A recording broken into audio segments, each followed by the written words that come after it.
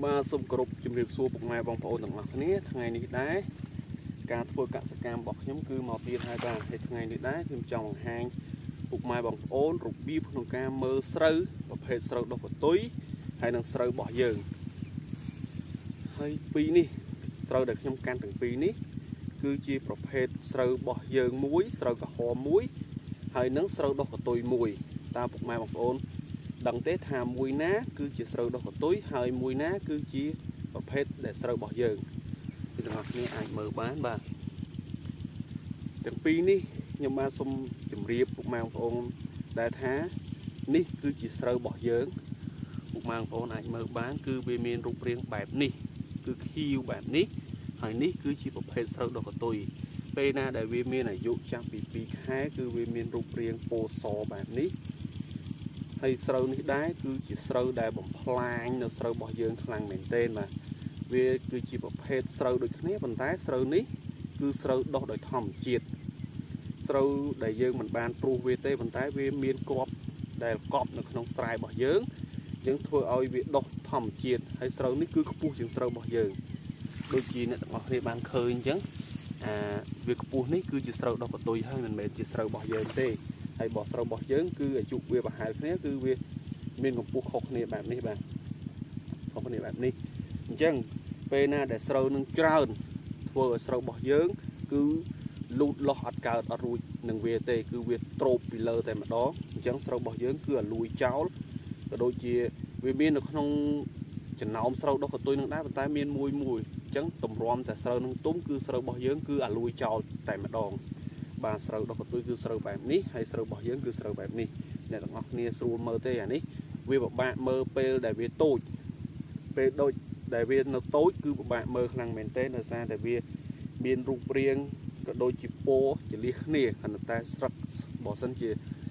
ស្រូវអាយុចាប់ពីកន្លះខែឡើងវារៀងខ្ពស់ជាងស្រូវរបស់យើងបន្តិចស្លឹកវាឡាយគឺហ្នឹងហើយស្រូវដុះកតុយពេលណាដែលយើងឃើញថាស្រូវរបស់យើងគឺណែនណាស់ល្អណាស់ខៀវណាស់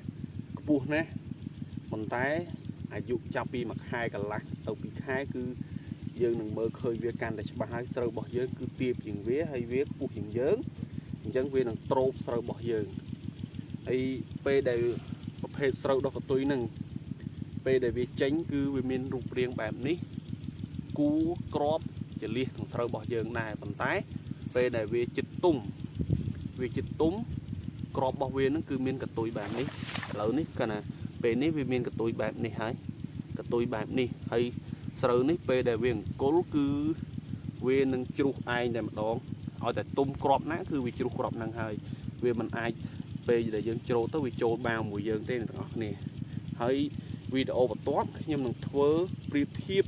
រវាងគូស្រូវរបស់យើងហើយនឹងគូស្រូវដុះកតុយនេះបាទនេះគឺជាទស្សនវិជ្ជាជាក់ស្ដែងនៅក្នុងស្រែខ្ញុំផ្ទាល់តែម្ដងពុកម៉ែបងប្អូនមើលនៅក្នុងវីដេអូបែបនេះគឺពិបាកមើលខ្លាំងមែនទែនប៉ុន្តែបើសិនជាខ្ញុំនៅខាងក្រៅនេះគឺងាយស្រួលក្នុងការមើលស្រូវរបស់ខ្ញុំនេះវាអាយុចាំពី2ខែហើយ2ខែក៏ជិត2ខែដែរបេះ2ខែហ្នឹងហើយអញ្ចឹងគឺវាមានស្លឹកឡាយបែបនេះហើយស្រែរបស់ខ្ញុំនេះគឺមានស្រូវដុះកតុយប៉ុន្តែយើងអត់ទាន់មើលឃើញថាច្រើនទេចាំមើលដល់ពេលវាចេញគូអាហ្នឹងយើងមើលវាឃើញកាន់តែច្រើនស្រូវអាយុចាប់ផ្ដើម2ខែគឺយើងមើលឃើញតិចទេហើយកុំនឹកស្មានថាឃើញពេលដែលស្រូវចាប់ផ្ដើម2ខែយើងមើលទៅឃើញឡាយស្រុកបែបនេះយើងថាស្រែយើងដុះកតុយតិចមិនអាចនោះទេពេលដែលស្រូវយើងចាប់ផ្ដើមចេញគឺវាកាន់ឡើងកាន់តែច្រើនទៅហើយយើងមើលកាន់តែឃើញច្បាស់ទៅហើយបាទនេះទស្សនវិជ្ជាក្នុងស្រែរបស់ខ្ញុំហើយនេះរូបភាពស្រូវដុះកតុយហើយបាទនេះខ្ញុំច្បូតនេះគឺស្រូវដុះកតុយហើយគឺវាវែងជាងស្រូវបែបយើងបែបនេះហើយបើស្រូវប្រភេទស្រូវរបស់យើងអ្នកទាំងអស់គ្នាអាចឃើញបានគឺនៅក្រោមវាតែម្ដងហើយស្រូវនេះជាក់ស្ដែងទៅពេលដែលវាច្រើនគឺវានាំស្រូវយើងដួលអ្នកទាំងអស់គ្នាពេលដែលវាច្រើនលើសលុបខ្លាំងពេកទៅខ្យល់តែមុំគឺវានាំស្រូវយើងដួលតែម្ដងអញ្ចឹងបើតាមបទពិសោធន៍របស់ខ្ញុំព ពេលដែលវាវែងខ្លាំងគឺខ្ញុំធ្វើការត្រាយយកម៉ាស៊ីនកាត់ស្មៅហ្នឹងយកមកត្រាយវាចោលអានេះវាមិនថាវាកាត់បន្ថយទាំងអស់នោះទេប៉ុន្តែវាជួយក្នុងស្រូវរបស់យើងឲ្យលូតលាស់បានក៏ដូចជាជួយការពារនៅពេលខ្យល់ភ្លៀងព្យុះខ្លាំងគឺវាជួយកុំឲ្យស្រូវរបស់យើងដួលបាទហើយយើងងាកមកខាងនេះស្រែរបស់គាត់នេះ2ខែជាងហើយស្រែរបស់គាត់នេះផើមហើយបាទផើមហើយស្រូវផើមហើយនេះស្រូវផើមហើយនេះខ្ញុំសុំដករបស់គាត់មកដើមឲ្យអ្នកទាំងអស់គ្នាបានមើលនេះស្រូវរបស់យើងស្រូវរបស់គាត់នេះគឺផើមហើយ